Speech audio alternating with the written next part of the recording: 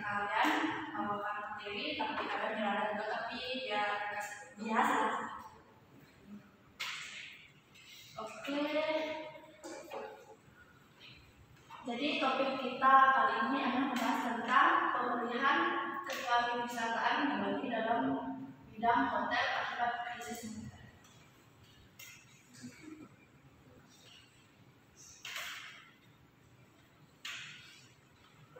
Materi pertama akan dibahas dilakukan kalian.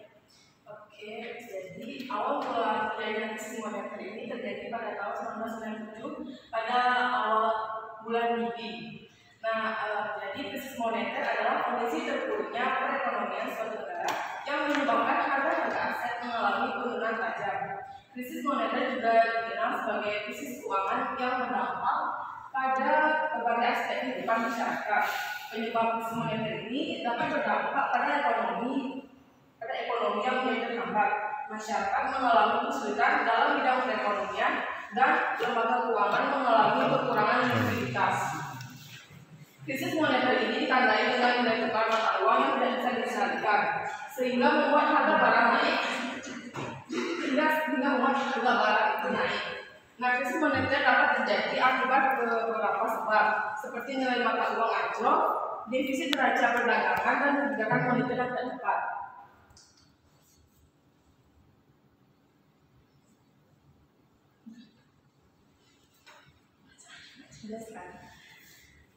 Jadi penyebab krisis moneter dapat bervariasi tergantung pada konteks dan faktor-faktor spesifik yang mempengaruhi perekonomian suatu negara. Namun beberapa penyebab umum yang sering terjadi terkait dengan krisis moneter meliputi: yang pertama ada ketidakseimbangan neraca perdagangan. Defisit yang berkelanjutan dalam neraca perdagangan, yaitu ketika impor lebih besar daripada ekspor, dapat menyebabkan aliran keluar mata uang negara tersebut. Hal ini dapat mengakibatkan penurunan cadangan devisa dan melemahnya nilai tukar mata uang. Yang kedua ada utang luar negeri yang tinggi. Akumulasi utang luar negeri yang signifikan dan tidak berkelanjutan dapat menjadi beban yang berat bagi perekonomian suatu negara. Jika negara mengalami kesulitan dalam membayar utang tersebut atau terjadi kekhawatiran terhadap kemampuan negara tersebut untuk memenuhi kewajiban pembayaran utangnya, maka krisis moneter dapat terjadi. Yang ketiga ada ketidakstabilan keuangan. Ketidakstabilan dalam sektor keuangan termasuk lemahnya sistem perbankan, spekulasi berlebihan, dan penurunan kepercayaan investor dapat memicu krisis moneter. Permasalahan perbankan seperti kredit macet yang tinggi atau kerentanan terhadap risiko sistemik dapat menyebabkan tekanan pada stabilitas keuangan dan mengganggu fungsi pasar keuangan kebijakan. Yang keempat ada moneter yang tidak efektif. Kebijakan moneter yang tidak tepat atau kurang efektif dalam mengelola inflasi, tingkat suku bunga, dan stabilitas mata uang dapat menjadi faktor penyebab krisis moneter. Misalnya kebijakan moneter yang terlalu longgar atau terlalu ketat dapat berdampak negatif pada perekonomian. Yang kelima, krisis ekonomi global.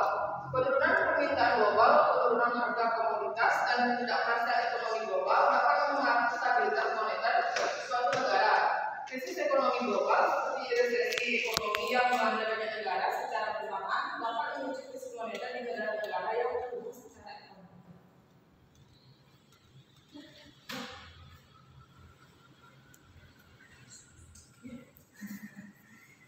Baik, selanjutnya adalah gimana sih dampak dari krisis moneter dalam kepariwisataan kembali pada sektor hotel.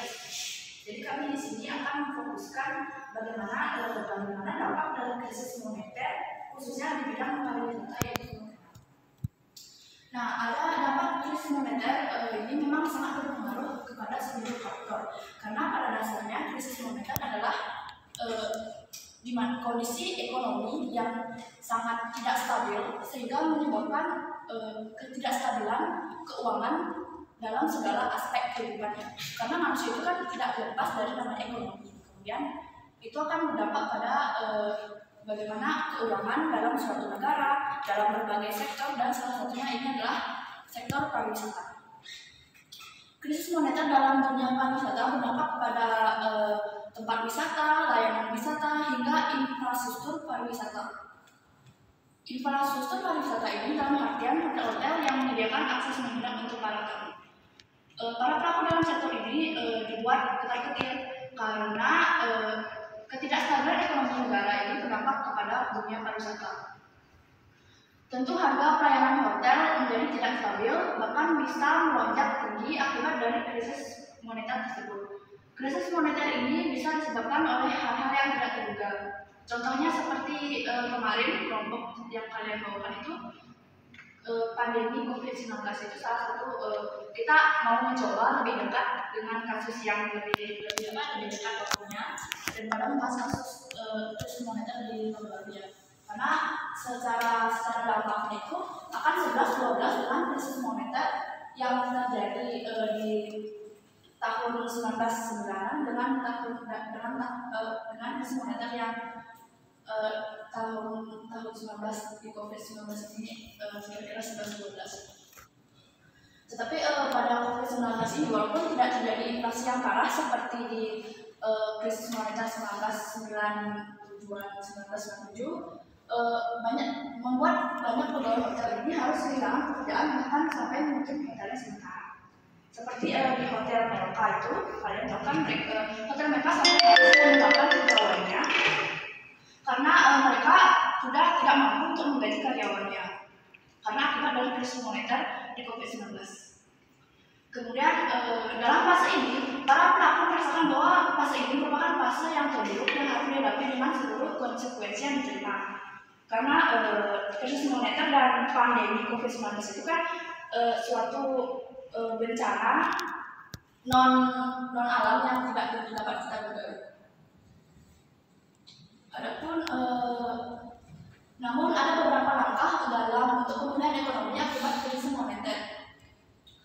Ada beberapa langkah yang bisa diambil, yaitu mencakup dalam 4 bidang. Ada penyihatan sektor keuangan, kebijakan fiskal keuangan, kebijakan moneter, dan penyesuaian struktural.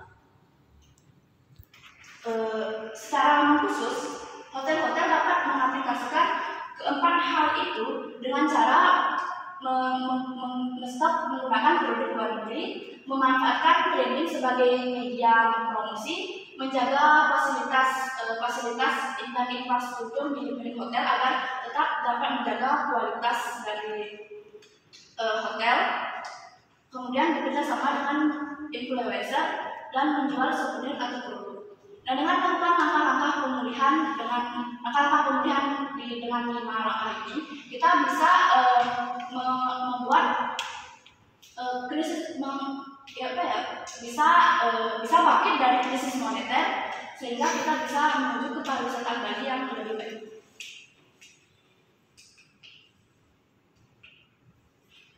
Baik, untuk presentasi selanjutnya akan dibawakan oleh.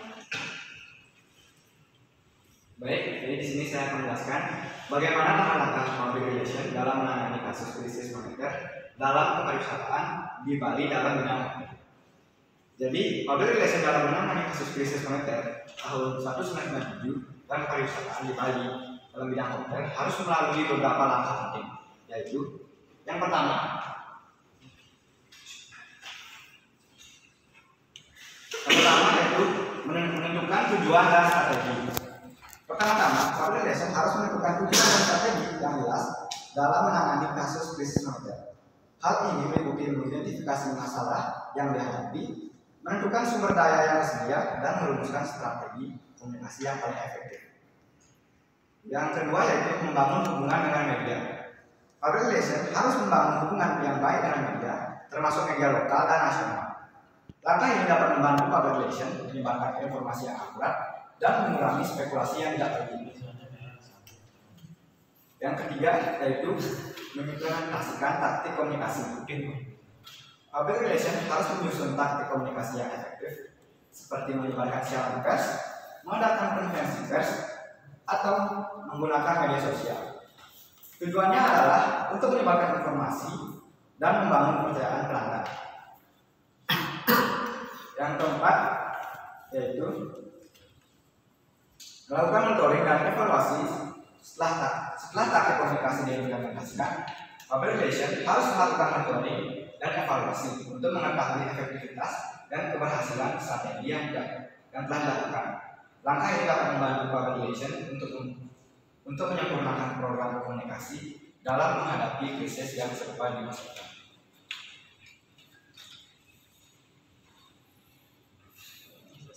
Baik, sekian presentasi dari kelompok kami. Apakah teman-teman ada yang ingin bertanya atau ada yang ingin membahas? Silakan. Siapa ditunjuk oleh moderator? Tadi kan dijelaskan komunikasi yang efektif. Nah, sebagai PR itu bagaimana sih cara menjelaskan komunikasi efektif? Apa aja sih yang dimaksud dengan komunikasi efektif? Misalnya kan kalian kerja di UTBK, bagaimana sih caranya komunikasi efektif?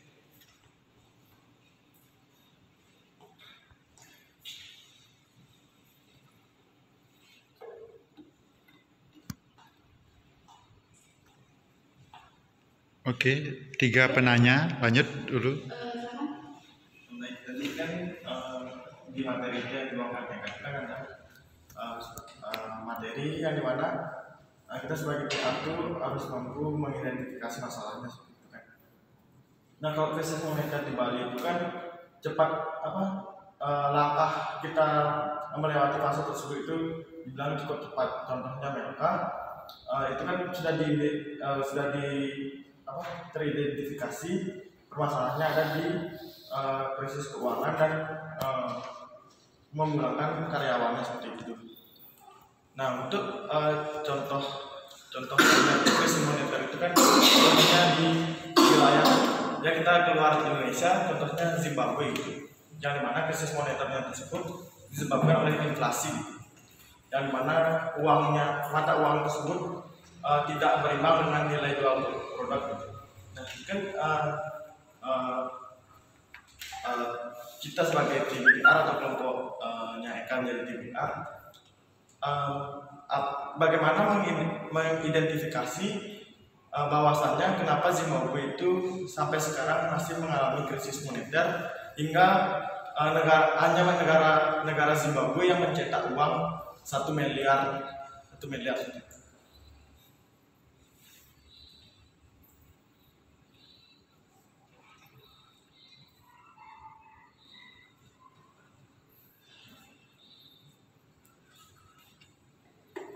Penanya yang ketiga siapa? Untuk itu saya ulang pertanyaan saya untuk menekankan kembali.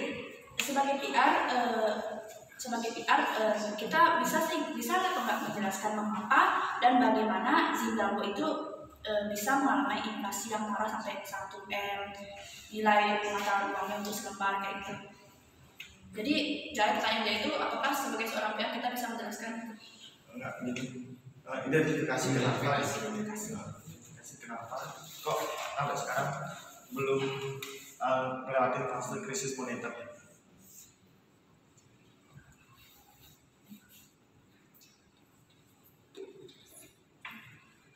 Apakah ada satu pertanyaan? Ada yang bertanya? Silakan lagi satu. Baik, terima kasih atas kesempatannya. Mungkin saya juga bertanya ketika krisis moneter kan kita beruntungnya tidak terjadi inflasi ya. Nah, apakah ada kemungkinan nggak sih kita ke depannya ini akan terjadi krisis moneter kembali dan terjadi inflasi? Kemudian dari segi kita di PR, apa saja upaya-upaya yang mungkin bisa kita lakukan untuk mencegah terjadinya krisis gitu.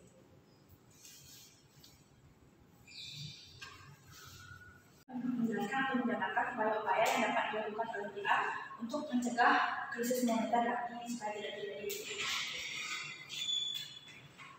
Mungkin dari kita ingin menjawab. Nanti yang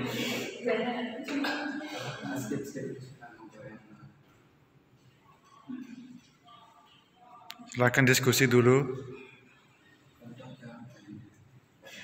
Rekan-rekan yang lain bisa menambahkan ya.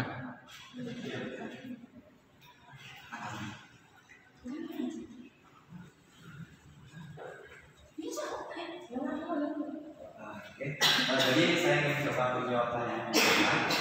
Jadi kan pertanyaan kan apakah ada kemungkinan karena adanya ada krisis moneter lagi? Jadi kemungkinan pasti ada, tapi dari yang kita lihat pemerintah sudah melakukan pencegahan. Contohnya pasti beberapa teman-teman pasti memiliki tentang berita tentang TikTok yang dihapus TikTok Shop kan. Nah, jadi itu sebenarnya tindakan pemerintah untuk mencegah adanya inflasi. Kenapa? Karena hal tersebut TikTok itu sebenarnya dia membuat e-commerce untuk semua orang. Namun sebenarnya dalam algoritma penjualannya pasti barang yang memiliki label from TikTok atau dari TikTok langsung pasti akan konsumen itu akan lebih memilih yang dari TikTok langsung karena lebih dijamin dari pihak TikTok tersebut.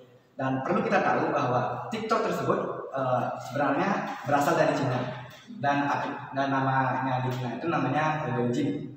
Jadi produk-produk yang berasal dari TikTok langsung bukan dari pengguna, sebenarnya kita membeli barang dari Cina. Otomatis adanya banyak terjadi transaksi luar negeri, yaitu impor barang dari Cina ke Indonesia.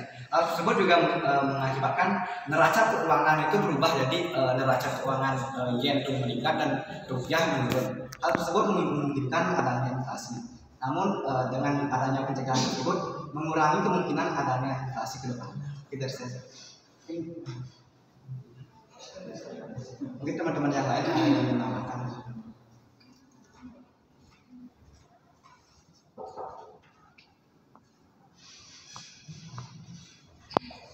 Ya, silakan. Izin menambahkan ya. Sebenarnya kalau kita lihat sekarang ya, inflasi itu mungkin kemungkinan bisa saja terjadi kalau tidak ada penanganan dari pemerintah. Contohnya ketika TikTok Shop dihapus, bahkan saya pernah menemukan berita kemarin atau 2 hari yang lalu rasanya. Di sana kan ada pasar Tanah Abang di Jakarta. Nah, kira-kira kalau sekarang sudah kebanyakan orang berbelanja online, apakah ada yang mau ke sana? Itu kan menjadi pertanyaan. Nah, itu juga menjadi langkah pemerintah. Nah, terus masyarakat di sana juga menganjurkan agar seperti Shopee dan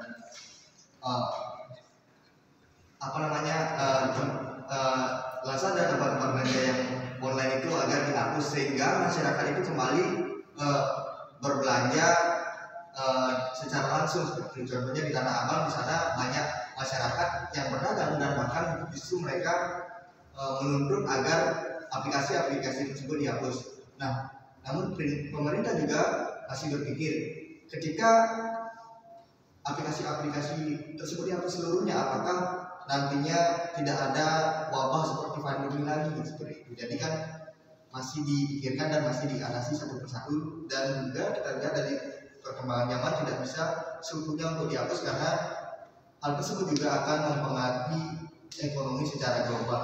Itu saja. Mungkin koreksi sedikit ya.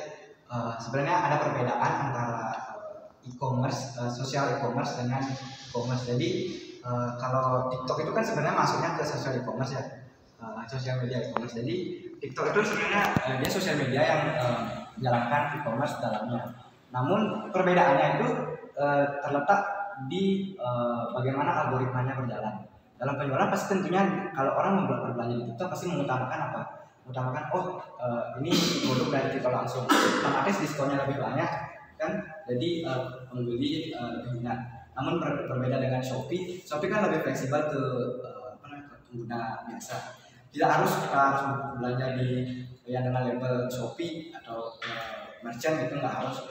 Sebenarnya yang penjual-penjual biasa itu mereka masih bisa bersaing harga gitu, dan juga bersaing promo-promo. Jadi sebenarnya kalau Shopee, Lazada dan Tokopedia itu sebenarnya bisa untuk dijalankan UMKM dan sedikit kemungkinan adanya inflasi. Namun berbeda dengan Shopee yang cenderung mengutamakan produknya sendiri guna mendominasi pasar, itu baru kemungkinan besar adanya inflasi. Mungkin itu koreksi dari saya. Mungkin teman-teman ada yang lain ada yang menambahkan lagi.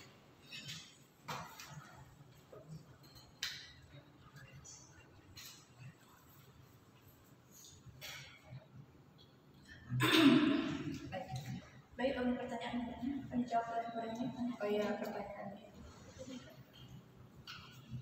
Oh ya, untuk melakukan komunikasi yang efektif dalam kasus moneter mengenai hotel Melka, yang pertama tuh bisa melakukan promosi dan diskon. Nah, jika hotel Melka sedang melakukan promosi atau menawarkan diskon tertentu, pastikan untuk mengkomunikasikannya secara jelas kepada calon tamu atau pelanggan. Yang kedua tuh mempertimbangkan media sosial dan situs web. Menggunakan media sosial dan situs web untuk Hotel Melka untuk mengkomunikasikan informasi terkini tentang tarif, promosi dan penawaran yang khusus. Dan yang ketiga ada evaluasi dan pelajari umpan balik atau feedback. Selalu terbuka terhadap umpan balik tamu mengenai pengalaman mereka dengan komunikasi dan informasi yang diberikan. Nah, ini dapat membantu Hotel Melka memperbaiki proses komunikasi di masa depan.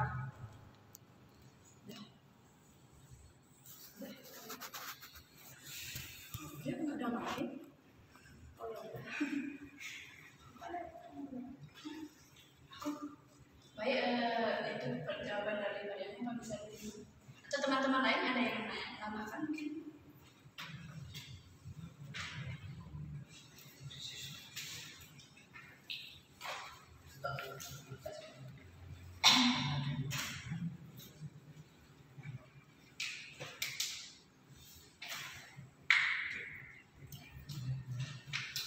Nggak ada. Baik, kita beralih ke pertanyaan selanjutnya, itu yang terakhir, yaitu pertanyaannya dari pertanyaannya itu sebagai PR, bagaimana mengapa Zimbabwe mengalami inflasi yang parah? Coba dari kelompok identifikasi kenapa Zimbabwe belum melewati krisis moneter.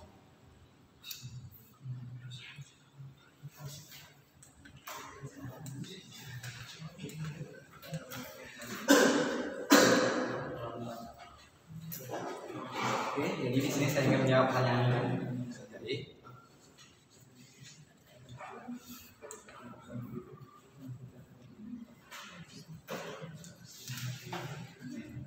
Jadi di sini saya ingin menjawab pertanyaan Jai. Jadi dari tadi kan bahas tentang negara Zimbabwe ya, yang bahkan sampai mencetak uang 1 miliar. Nah, jadi buat yang nggak tahu, jadi nilai uang dari 1 miliar Zimbabwe itu sangat rendah, bahkan di bawah 100 rupiah dari uang Indonesia kan. Nah, jadi ada beberapa faktor yang bisa menimbulkan adanya inflasi seperti Zimbabwe tersebut. Jadi dari yang saya ketahui ya, Zimbabwe itu mengalami beberapa krisis yang contohnya yang ditimbulkan dari penggunaan produk luar negeri dan adanya dan kurangnya jalannya keuangan di dalam negara tersebut. Dan salah satu yang mengakibatkan kerasnya inflasi tersebut juga adanya terlalu banyak pencetakan uang. Jadi buat yang nggak tahu ya, jadi uang itu sebenarnya hitungannya seperti lembar saham dalam sebuah perusahaan. Jadi kalau anggap satu perusahaan tuh harganya 10.000, jadi lembarnya dibagi 10 kan jadi satu lembar saham tuh harganya 1.000. Jadi tapi kalau itu dipecah lagi dan banyak uangnya, otomatis harga dari lembar saham tersebut kan berkurang. Sama seperti mata uang juga. Contohnya apabila mata uang itu semakin sering dicetak dan nominalnya semakin besar, otomatis nilai keuangan neraca tersebut neraca keuangan dibanding negara-negara lain otomatis akan jauh merosot ke bawah. Otomatis adanya inflasi dan kesenjangan antara nilai mata uang negara tersebut dengan negara lain. Oleh karena itu makanya kan disebutkan dalam beritanya namanya uang lainnya. Namun sebenarnya itu semakin menggali, bisa dibilang menggali kuburan kan, karena semakin banyak uang yang dicetak, semakin besar inflasi yang terjadi. Mungkin dari saya seperti itu. Teman-teman yang lain ada yang ingin menambahkan? Mungkin. Ya benar sekali. Jadi kasusnya Zimbabwe yang sampai mengalami inflasi yang sangat parah itu karena kesalahan mereka. Mereka tidak bisa menentukan taktik dan membuat langkah yang tepat dalam mengatasi masalah. Jadi seperti yang dijelaskan oleh Eka itu, mereka malah melakukan taktik dan strategi yang salah, yaitu malah mencetak uang untuk membayar hutang ya. Untuk menutupi perekonomian. Mereka melakukan taktik yang salah sehingga malah menjadi umpan balik untuk mereka, yaitu malah menjadi inflasi. Nah, gimana sih seorang PR itu supaya kita berkaca sebagai seorang PR itu supaya kita tidak melihat kejadian yang sama seperti di Zimbabwe. Dalam khususnya ya, misalkan dalam menghadapi krisis moneter ketika misalkan di hotel kalian itu ada krisis moneter. Seorang PR itu bagaimana langkah-langkahnya? Itu bisa menentukan tujuan dan strategi. Jadi inilah pentingnya bagaimana kita seorang PR itu harus selalu terbuka ke berbagai sudut pandang dan berbagai aspek ekonomi dan finansial, dan harus mampu dan jeli dalam melihat segala permasalahan itu dan segala permasalahan agar mereka tuh bisa aware gitu dengan apa yang terjadi di sekitarnya. Jadi mereka tuh cepat tanggap misalkan kalau ada masalah yang terjadi tiba-tiba, misalkan kayak ini krisis moneter gitu. Kemudian juga mengimplementasikan taktik komunikasi yang baik. Misalkan ketika seorang PR misalkan menemukan masalah di perusahaannya bahwa kira-kira kira-kira perusahaan kita ini akan mengalami krisis kalau kita nggak melakukan A, B, C gitu. Kita harus bisa meyakinkan komunikasi dengan komunikasi yang baik, dengan menggunakan taktik-taktik komunikasi yang baik agar perusahaan bisa kembali ke awal menentukan tujuan dan strategi yang baik untuk meningkatkan untuk mencegah terjadinya krisis moneter. Kemudian melakukan monitoring dan evaluasi. Untuk berkaca dari kasus-kasus sebelumnya, untuk mencegah terjadinya krisis moneter kita harus memonitoring apa yang terjadi di sekitar kita dan melakukan evaluasi dari kasus-kasus sebelumnya. Ya misalkan di hotel-hotel itu udah terjadi kasus krisis moneter di hotel sehingga mereka menjadi bangkrut. Kita harus bisa mengevaluasi dan memonitoring, dari kejadian di hotel ini kita nggak boleh melakukan A, B, C gitu misalkan. Itu ya sih dari saya. Apakah Jaya bisa dijawab? Bisa.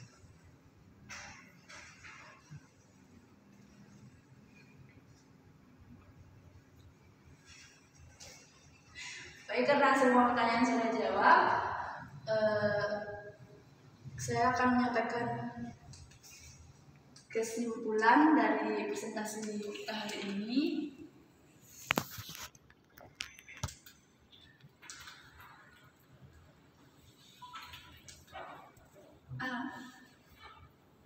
Krisis moneter merupakan momok yang menakutkan dalam bidang apapun yang berada di dunia.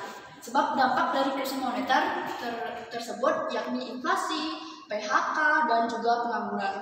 Krisis moneter juga berlaku pada sektor pariwisata seperti pelaku usaha hotel, villa, homestay, dan pariwisata lainnya. Sebab jika suatu negara mengalami krisis moneter atau pihak hotel mengalami krisis moneter, usaha tersebut tidak akan dapat berjalan dengan baik.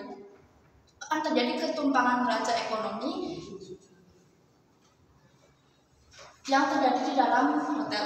Krisis ini bisa dilewati dengan beberapa aspek, bisa secara lingkup humas dan juga lingkup internal dan eksternal.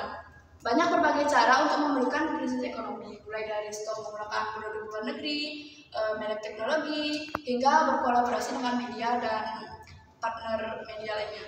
Untuk itu semua bisa kita kendalikan asalkan kita tidak panik, gegabah, dan juga tidak paranoid. Oke, sekian presentasi dari kami.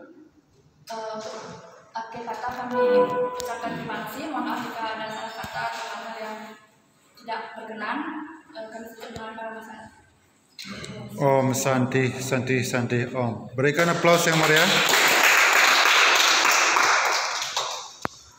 Oke, menarik ini membahas krisis moneter yang notabene saudara tidak ada pada, sudah ada ya?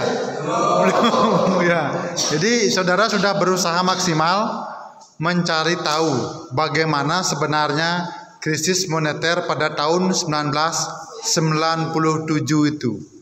Jadi bagaimana kaitannya dengan pariwisata dan bagaimana PR menjalankan strateginya supaya tidak berlarut-larut. Nah, banyak tadi pertanyaan menyangkut ke Zimbabwe, bagaimana sampai 1 miliar satu lembar uang itu harganya. Dulu mungkin Bapak pernah berpikir kenapa pemerintah bisa mencetak uang, tidak mencetak uang sebanyak-banyaknya. Kan kita bisa bayar hutang. Pernah nggak saudara terpikirkan seperti itu? Nah, itu karena kita nggak tahu, nggak paham. Cetak kan pes liu kan liung lah pes. Nah, jadi Zimbabwe mungkin seperti itu. Ya, mungkin seperti itu ya. Jadi nggak punya strategi yang mantap seperti kita kan punya Ibu Sri Mulyani yang paham tentang ekonomi. Jangankan di Indonesia, beliau diakui di dunia. Ya, di dunia beliau sudah diakui, Bu Sri Mulyani. Sekarang karena Indonesia membutuhkan, ditarik lagi, dipanggil untuk menjadi Menteri Keuangan di Indonesia. Jadi kita patut bersyukur. Saudara mungkin ada yang tertarik menjadi ekonom? Nggak bisa. Nanti kan bisa banyak orang S1-nya tidak hanya satu. Ya, ada teman Bapak S1-nya ada ekonomi, ditambah dia S1 pendidikan agama Hindu dan sekarang menjadi dosen di sini. Ibu Eka MJP. Ya, beliau dulu S1-nya 2, ekonomi dan pendidikan agama Hindu. Jadi bisa, seandainya saudara mau, mungkin terinspirasi dari Ibu Sri Mulyani. Itu. Kemudian apalagi tadi yang menarik itu tentang mencetak uang yang banyak. Apalagi pertanyaan itu? Shop.